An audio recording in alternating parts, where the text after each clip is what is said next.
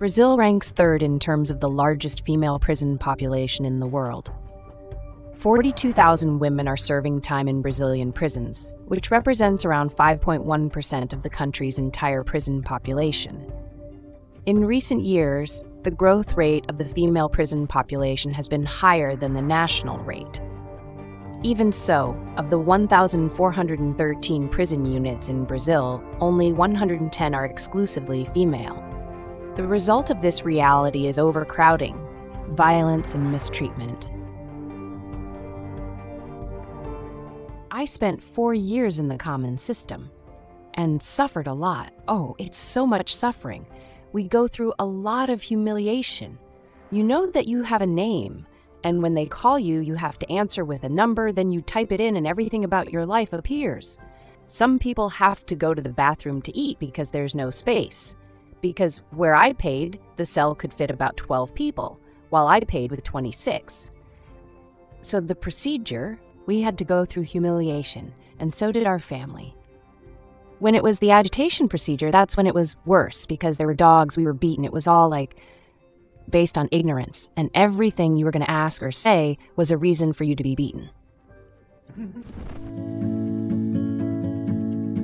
Changing the reality of disrespect and indignity has been the practice of the Association for the Protection and Assistance of Convicts since the founding, in 2002, of the first female APAC in Itaúna, Minas Gerais.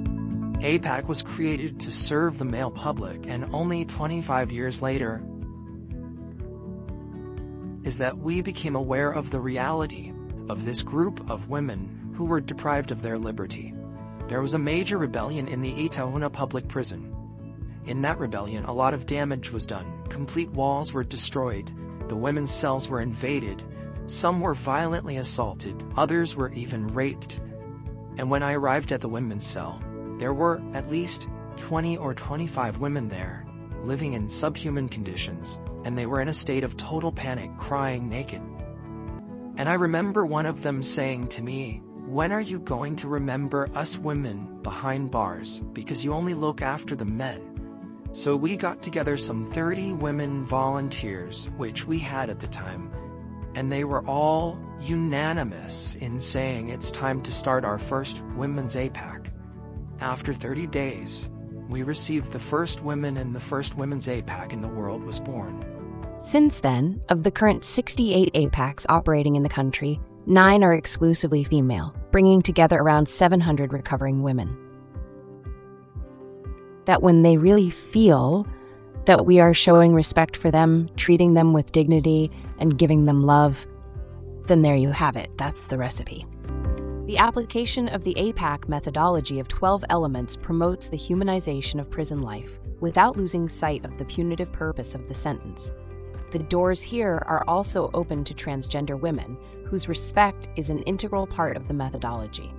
Sexual orientation is an inviolable right in APACs. APACs ensure proper guidance and legal assistance to those undergoing recovery and their families. The objective is to offer adequate conditions for recovery. Within the PAC, what I see as different from the regular prison system is that we are closer to the inmates, since inmates help inmates. We don't have weapons here. We don't have prison officers here. I enter the unit freely. I talk to the inmates in a very free and spontaneous way. This gives them a lot of security and proximity to the defender who assists them. Each unit also has a Council for Sincerity and Solidarity, CSS, formed by the recovering inmates themselves to ensure discipline, compliance with the rules, and the solution of day-to-day problems. The CSS sees if we're doing anything wrong. Then if we can't solve it, it goes to the administration. Then it goes to a council to see if the person is punished or not. If there's a way we can resolve it, we do it by talking. CSS works on the method. It's because of the method that CSS manages to work well with the recoveries. Because when it comes to giving a mark or telling the recuperanda that what they're doing is a fault, we use the method. Social reintegration centers are adapted to the specific needs of women in accordance with the penal execution law. Unlike the vast majority of women's prisons in Brazil, CRS offers spaces for pregnant women, nurseries, daycare centers, as well as facilities for work, educational, and recreational activities.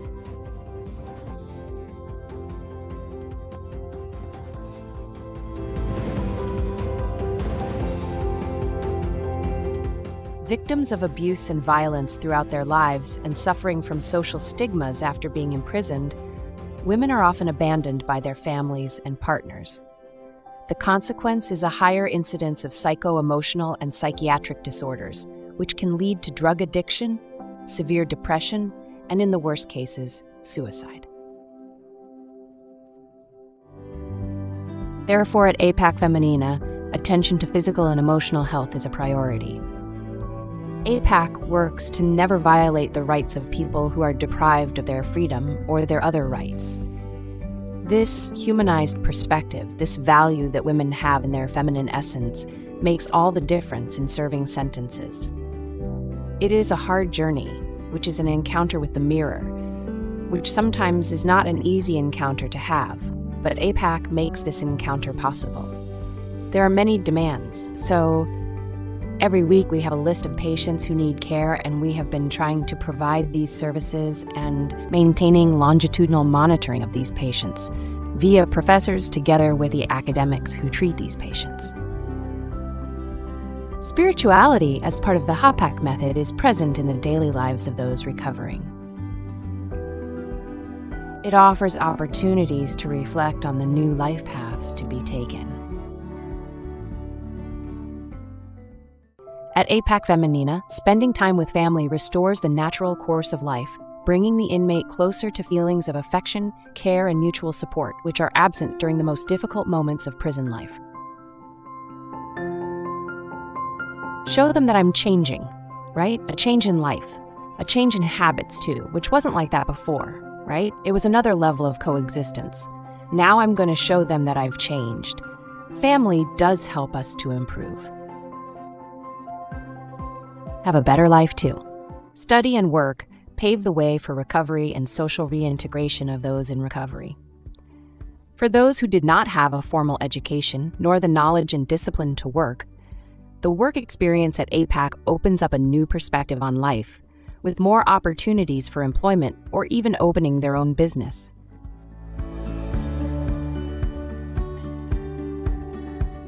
Within APAC, I learned everything. I learned to read, I learned to write. So that's how I evolved. I've completed the 3rd grade, I took an NM exam, I passed the NM exam. The opportunity I've had here at APAC has meant that doors have opened for me. When I was on the street, I was more trapped than I am today. Today, I don't feel trapped. APAC offers very different things for those who accept change. For those who want a different life, there are opportunities here. All you have to do is get there and hold on tight. The change in life is attested by the low recidivism rate of those in recovery, only 2.84%, compared to the national average of 41.9%. Those who go through APAC gain hope for a better future. Oh, my future? I want to be a nurse. My future is to be a nurse and look after my children.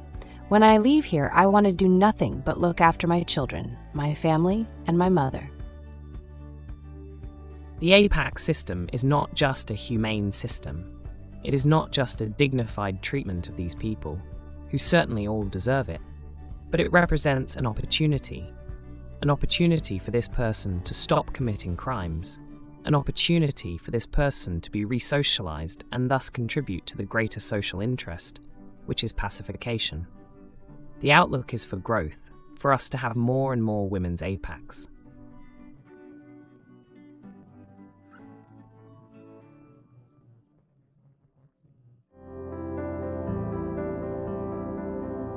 Given the growth of the female prison population in Brazil, the challenge for the state is to guarantee infrastructure that is adequate to the needs of women and at the same time support the expansion of new female prisons in accordance with the requirements of the law on criminal executions.